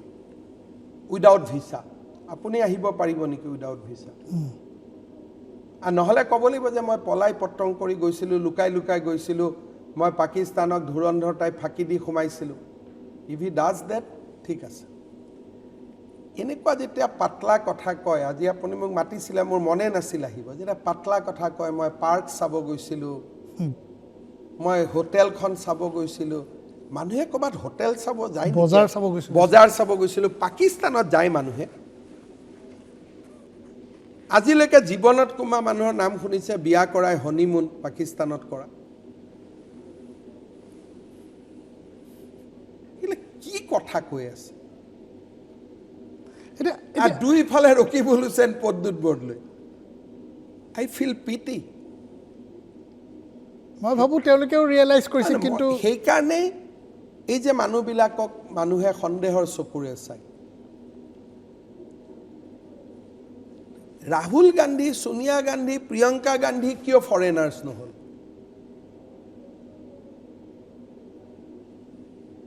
তাতকৈ গৌৰৱ গগৈকতো মই যুক্তি তৰ্ক কৰিব নালাগে কংগ্ৰেছৰ মানুহে আজি গৌৰৱ গগৈক ক'ব লাগিছিল যে মেডাম যদি হ'ব পাৰে ৰাহুলজী যদি হ'ব পাৰে সোনিয়াজী যদি হ'ব পাৰে তোমাৰ প্ৰিয়ংকাজী যদি হ'ব পাৰে তোমাৰ ল'ৰা ছোৱালী কিয় হ'ব তেতিয়াহ'লে ইমান দিনে তেওঁ গোটেই বস্তুটো কিয় এভইড কৰি আছিলে মানে তেওঁ ভাবিছিলে যে মোৰ হাতত একো নাই পাছপৰ্টখিনি তেওঁ ভাবিছিল যে হিমন্ত বিশ্ব শৰ্মাৰ হাতত একো নাই কিবা ৱেবছাইটত পোৱা দুই এটা কথা ক'ব মই ডিনাই কৰি গৈ থাকিম নহ'লে প্ৰশান্ত ৰাজগুৰুৰ দৰে ছিনিয়ৰ এডিটৰ এজনক মুখত বহি মিছা কথা ক'ব পাৰে নেকি আজি যদি আপোনাক মই মুখত বহি মিছা কথা কওঁ কিমান সাহস লাগিব কিমান ক্ৰিমিনেল ব্ৰেইন হ'ব লাগিব আজি যদি মই আপোনাক মুখত বহি সঁচা কথা কৈ দিওঁ মিছা মইতো বাংলাদেশ যোৱা নাই হোৱাট ইউ উইল ফিল মোৰ পাছপৰ্টখনতো আপুনি নাপায় প্ৰমাণ কৰিব ইমিডিয়েটলি নাপাম এটলিষ্ট CM হৈ থকালৈকেতো নাপায় আজি মই যদি আৰু মই একো লও ব্ৰেক কৰা নাই মোৰ ওপৰত কোনো কেছও নাই মই যদি আপোনাক ক'লো নাই নাই জাৰিদা মই কেতিয়া বাংলাদেশ গৈছোঁ প্ৰমাণ কৰক মই যদি মোৰ ফেচবুক পোষ্ট কেইটা মুছি দিলোঁ টুইটাৰ কেইটা ৰাতিপুৱাই মুছি দি আপোনাক যদি ক'লেহেঁতেন প্ৰমাণ কৰক মোৰ সাহস আছে নেকি Prashanta Rajguru is a senior person মোৰ ৰিলেশ্যন ভাল নহ'ব পাৰে কিন্তু ইমান মুখত ফাঁকি কথা যে নহয় মোৰ পত্নীয়ে তাত কাম কৰি আছিল সেইকাৰণে মই গৈছিলোঁ কোভিডৰ সেইটো আৰু কি ক'লে যে কোভিড আছিল কাৰণে আমি আৰু চেঞ্জ কৰি দিলোঁ সাৰেণ্ডাৰ কৰিলোঁ 2022ত কোভিড আছিল নাই এইটো 21ৰ আই থিংক 21ৰ 22 ছেপ্টেম্বৰ কোভিড ৱাজ অভাৰ গতিকে কি ক'ম আৰু সেইকেইটা প্ৰশ্নৰ কিন্তু তেওঁ উত্তৰ সেইকাৰণে হয়তো তেওঁৰ এটা প্ৰশ্নৰো উত্তৰ নাই কাৰণ we have done a professional investigation আৰু তেওঁ আজি ইনভেষ্টিগেশ্যনটোক আৰু গভীৰ কৰি দিলে কালিলৈকে যদি ইট ৱাজ 90 আজি তেওঁ ফিল আপ দ্য গেপছবিলাক মাৰি দিলে মই আৰু এইটো এটা অলপ ইটছ এ পলিটিকেল কুৱেশ্যন ধৰক আজি তেওঁ নিৰ্বাচন আছে আগত মিত্ৰতা ঠিক এতিয়ালৈকে হোৱা নাই দুটা মেইন পাৰ্টি আছে অখিল গগৈ পাৰ্টি আৰু লুৰিণজ্যোতিহঁতৰ পাৰ্টি আৰু আপোনাৰ সৰু সৰু আৰু দুই এটা আছে এতিয়া এই গোটেই বস্তুৰো তেওঁলোকৰ ওপৰতো প্ৰেছাৰ আহিব নে প্ৰেছাৰ নপৰে যোনে কংগ্ৰেছক ভোট দিয়ে ভোট দিবই কংগ্ৰেছক কোনে ভোট দিয়ে সেই মানুহখিনিয়ে মই যদি কালি তেওঁৰ লগত ফটো আসিম মুনিৰৰ লগত কি নাম আছিল পাকিস্তানৰ জেনেৰেল এম আই কাৰেক্ট আসিম মুনিৰ আৰু গৌৰৱ গগৈৰ জইণ্ট ফটো এখন যদি দেখাই দিওঁ ভোট দিবই সেইকাৰণে কোনোবাই কৈছে যে এইটোতো পলিটিকেল কৰিব কি আছে এজন কংগ্ৰেছৰ মানুহেও বিজেপিক ভোট নিদিয়ে মই যদি কালি আসিম মুনিৰ আৰু গৌৰৱ গগৈয়ে এখন টেবুলত বহি ভাত খাই থকাও ফটো এখন দিওঁ ক'ত ভোট দিব নাথিং উইল চেঞ্জ ইয়াৰ পৰা মোৰ কোনো পলিটিকেল বেনিফিট নাই দিছ ইজ ইণ্টাৰেষ্টিং কোনোবাই যদি ভাবিছে যে হিমন্ত বিশ্ব শৰ্মা এইটো ৰাজনীতিৰ কাৰণে কৈ আছে ইলেকশ্যনৰ কাৰণে কৈ আছে ক'ত আছে যোনে তেওঁক ভোট দিব দি দিব কাৰণ যিবিলাক কংগ্ৰেছৰ নহ'লে প্ৰদ্যুৎ বৰদলৈ তেওঁৰ কাষত বহে নেকি কাৰণ হাৰাৰ পিছত ক'ব যে এইটো কাৰণে হাৰিলোঁ বুলি আপুনি মোৰ পৰা আজি লিখি লওক এখন কাগজত মই আপোনাক যোৱাবাৰো ইলেকশ্যনত একজেক্ট চিট কেইটা লিখি দিছিলোঁ আজি এখন কাগজত আপুনি মোক লিখি লওক কংগ্ৰেছ হাৰাৰ পিছত এই প্ৰদ্যুৎ বৰদলৈ ভূপেন বৰা ৰিপুণ বৰাই আপোনাক ইণ্টাৰভিউ দিব যে এইটোৰ কাৰণে হাৰিলোঁ বুলি গৌৰৱ গগৈ কাৰণে হাৰা দিনটো কিন্তু মই কওঁ এইটোৰ কাৰণে হাৰা নাই কাৰণ এতিয়া জলেশ্বৰত কোনে এইবিলাক কথা শুনি বিজেপিক ভোট দিব কাৰেক্ট ধুবুৰীত কোনে এইবিলাক কথা শুনি ভোট দিব ধিং কোনে এইবিলাক কথা শুনি ভোট দিব ৰূপহীত কোনে শুনি ভোট দিব ইয়াত পলিটিক্স একো নাই কাৰণ মই এটা ভোটো নাপাওঁ কিন্তু মোৰ ওপৰত সন্দেহ কৰা হৈছিল এইটো খালি মই প্ৰুফ কৰিলোঁ এলিজাবেথ কলবাৰ্ণ গগৈক মুগাৰ মেখেলা চাদৰ পিন্ধাই মোক ট্ৰল কৰিছিল যে তেওঁ অসমীয়া তেওঁ ভাৰতীয় গতিকে এই গোটেই কামখিনি মই যে মুখ্যমন্ত্ৰী এজনে অসত্য কথা নকওঁ সেই লেজিটিমেচিখিনি কৰিবৰ কাৰণেহে মই কৰিলোঁ ভোটৰ কাৰণে নকওঁ এটা কৰোঁতে আগবাঢ়ি গৈ এটা ক্ৰিমিনেল কেছ হৈ গ'ল ডিফাৰেণ্ট মেটাৰ কিন্তু যেতিয়া প্ৰথম মই সন্দেহ কৰিছিলোঁ যে কবিতাও লিখিলে মেখেলা চাদৰ পিন্ধাই দিলে আৰে মই ইমান গান্দো নেকি মই ইমান এটা অসত্য কথা ক'লোনে I was in a mood to apologize যেতিয়া কবিতা লিখিলে গৌৰৱ গগৈ আপোনালোকৰ তাত আছে নাই জানো কবিতাটো গৌৰৱ গগৈয়ে কবিতা লিখিলে পৰিবাৰে বিহুৰ মুগাৰ মেখেলা চাদৰ পিন্ধা দেখুৱালে আৰু আমাৰ কেইজনমান মানুহে বুদ্ধিজীৱীয়ে মোক ট্ৰলো কৰিলে মই এটা সময়ৰ কাৰণে ভাবিছিলোঁ যে প্ৰেছ কনফাৰেন্স এখন কৰি মই ক্ষমা খুজি দিম কিন্তু মোৰ ইনষ্টিংকে ক'লে নহয় আই কেনট গো ৰং যদি ভোটাৰ লিষ্টত আমি যোৰহাটৰ ভোটাৰ লিষ্টখন আনিছিলোঁ যে ভোটাৰ লিষ্টত গৌৰৱ গগৈ নাম আছে ডলি গগৈ নাম আছে দীপ গগৈ নাম আছে এই নামটো কিয় নাই চ' মই ইনষ্টিংক্টত কাম কৰোঁ মোৰ ইনষ্টিংকে ক'লে যে নহয় something is wrong আৰু তাৰ পৰা আহি আমি এইখিনি পালোঁ আৰু যি গৌৰৱ গগৈয়ে প্ৰেছ কনফাৰেন্স কৰি কমাৰ জেগাত ফুল ষ্টপ কৰি দিলে কমাৰ জেগাত ফুল এতিয়া এতিয়া এতিয়া এই ৰিপৰ্টটো পৰৱৰ্তী আপুনি ক'লে মইতো ভাবোঁ ইট ইজ এ নাও অপেন এণ্ড চাট কেছ হৈ গ'ল আজিৰ পিছত মই যদি নপঠাওঁ ময়ো চাৰ্জশ্বিট কৰিব পাৰোঁ কাৰণ তেওঁ নিজে এডমিট কৰি দিলে তেতিয়া what do you think I have to think twice now আপুনি নপঠিয়াব পাৰে নেকি এতিয়াতো মই দেখিছোঁ I can do chargesheet immediately কাৰণ একোৱেই নোহোৱা হৈ গ'ল তেওঁ নিজেই স্বীকাৰ কৰিলে যে without visa entered in to Rawalpindi who took him okay আমি হোম মিনিষ্ট্ৰীত পঠালে তেওঁলোকে আৰু কথা বুজি পাব কালিৰ পৰা মই এটা কথা আপোনালোকক বুজাই আছোঁ 11, 12, 13, 14, 15, 16 হোৱাটছআপ কল নাছিলে আৰু আছিলেও যদি বৰ উইক মানুহে মোবাইলতে যোগাযোগ কৰিছিল বা ঘৰৰ ফোনটোত তাতে গোটেই কল অসম চৰকাৰে আমি মাত্ৰ 2 বছৰৰ কল ৰেকৰ্ড ল'ব পাৰোঁ ইলেক্ট্ৰনিক এভিডেন্স কিন্তু ভাৰত চৰকাৰে 11ৰ পৰা ল'ব পাৰিব অ'কে সেইকাৰণে আপোনালোক ৰেডি থাকক এপিছড টুৰ কাৰণে এপিছডটো কণ্টিনিউ হ'ব মানে মই যিখিনি ক'লোঁ এপিছড 1 গৌৰৱ গগৈয়ে যিখিনি কৰি দিলে আজি episode 2 and episode 3 will be বহুত কথা মুকলি হৈ যাব চিম্পল মই আপোনাক ক্লুটোৱে দিলোঁ যে once government of India made a lawful request তেতিয়া হয় মানুহে PNTত কথা পাতিছিলে নহ'লে মোবাইলত কথা পাতিছিলে government of India can retrieve all records okay with permission of the court okay যিটো অসম চৰকাৰে নোৱাৰে once the matter goes to Amit Shah desk now you can imagine আজিৰ প্ৰেছ কনফাৰেন্সখনৰ পিছত now you can imagine to what extent it will go' মই ভাবোঁ গৌৰৱ গগৈয়ে সঁচা কথা কৈ দিয়া ভাল মোৰ যদি পাৰ্কত গৈছিল পাৰ্কৰ ফটোবোৰ দিয়ক 10 দিন কি কৰিছিলে আপুনি গৌৰৱ গগৈৰ পৰিবাৰ আছিল ইছলামাবাদ এদিন পাৰ্ক চালে 1 ঘণ্টা ৰাতিপুৱা লাহোৰ ইছলামাবাদত লাহোৰত কিয় ভিছা লৈছিল সি আৰু এটা ষ্টৰী সেইটোৱে জানিব মই তেওঁ প্ৰথম ভিছাকনে ইছলামাবাদ কিয় নল'লে লাহোৰত কিয় গ'ল তেওঁলোকে আটাৰী বৰ্ডাৰ দি যায় চ' লাহোৰ হ'ল আটাৰী বৰ্ডাৰৰ লগত link so' they are transit camp is in Lahore তাৰমানে লাহোৰত কোনোবা এজন আছে কাৰণ এলিজাবেথ কোলবান গগৈও যিমান পাকিস্তান অহা যোৱা কৰিছে সদায় লাহোৰেদি যায় চ' দে হেভ মাষ্ট বি চাম ফ্ৰেণ্ডছ ইন লাহোৰ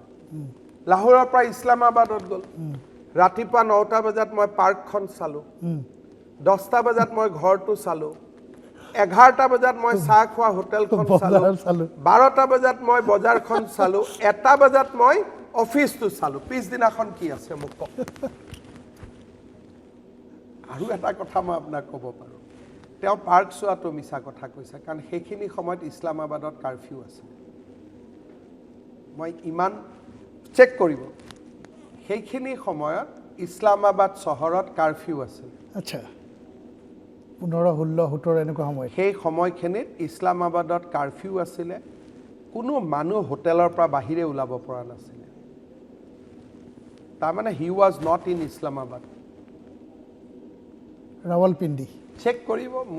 মই ক'লোঁ না we have gone in to very depth exact দিনকেইটা টুইট কৰিব সেইকেইটা দিন পাকিস্তানত পলিটিকেল টাৰ্মইল চলি আছে লাখ লাখ মানুহৰ প্ৰচেছন ইছলামাবাদত সোমাইছিল Islamabad was under stress under curfew সেইকাৰণে তেওঁ আজি সঁচা কথা কৈছে যে I was not in Islamabad I was in Rawalpindi মোৰ সময় কম মই 30 চেক ছেকেণ্ড কৰি ল'ব মই কৰিম যে সেইকেইটা দিন কাৰফিউ আছিল নে নাই বাট ফাইনেল ৱৰ্ড কি আপোনাৰ গৌৰৱ গগৈ যোনটো পাকিস্তান কানেকশ্যন আপোনাৰ মতে কমা আছিলে আজি ফুল ষ্টপ আজি তেওঁ ফুল ষ্টপ কৰি দিলে আজি he has admitted everything 3 things he admit যে I have not only visited Islamabad I have gone to Taxila without visa যি ৰাৱলপিণ্ডি ডিষ্ট্ৰিক্টত পৰে য'ত ৰাৱলপিণ্ডি ডিষ্ট্ৰিক্টত পাকিস্তান আৰ্মিৰ হেডকোৱাৰ্টাৰ আছে উইদাউট ভিছা লৈ তাত কোনো যাব নোৱাৰে ফৰ ইণ্ডিয়ান বেলেগ কাণ্ট্ৰি পাৰে 2 নম্বৰ ল'ৰা ছোৱালী দুটাৰ কথা নকওঁ বুলি তেওঁ কৈ দিলে যে তাৰমানে it is a fact that both religion and nationality is converted 3 number পাকিস্তানলৈকে যে তেওঁৰ পত্নীয়ে professional assessment within inverted comma information পঠাইছিলে he has admitted I think this is good enough for prosecution but Bharat let government of India take cognizance of it Bharat চৰকাৰে নিৰপেক্ষ তদন্ত কৰক এতিয়া মই লাষ্ট আপোনাক কৈ সামৰিম আৰু কোনবাই ক'ব ইলেকশ্যনৰ কাৰণে এটা ভোটো মোৰ নাবাঢ়ে ইয়াত ইলেকশ্যনৰ কোনো সম্পৰ্ক নাই মোক ইমান বেয়াকৈ ট্ৰল কৰিছিল এলিজাবেথ কলবান গগৈ মুগাৰ মেখেলা চাদৰ পিন্ধা ফটো ওলাই কবিতা লিখি মোক ট্ৰল কৰিছিলে this is just A humble answer